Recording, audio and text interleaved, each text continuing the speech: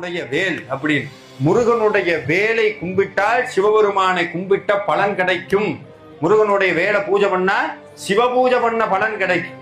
அம்பாளை பூஜை பண்ண பலன் கிடைக்குன்னா சாட்சாத் சக்தியினுடைய வடிவம். ஏன்னா அவதான் கையில வாங்கி கொடுத்தா. சிவபெருமான் உருவாக்குன கையில வாங்கி கொடுத்தது யாரு? அம்பாள். அம்பாள் தொட்டதெல்லாம் தொடங்கும். படைத்தவனுக்கு தெரியும் உன்னால் எவ்வளவு பாரம் சுமக்க முடியும் என்று.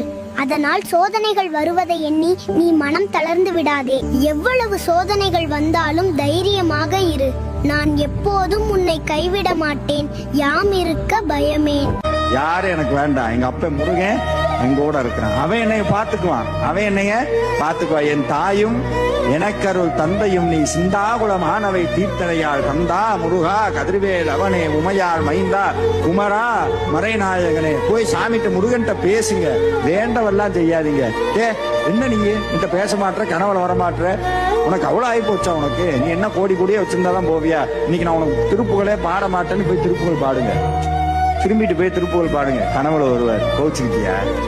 நான் உன்னை விட்டு எங்கேயும் போகல, உங்களோட தான் இருக்கிறேன். சாமி பேசுவார்.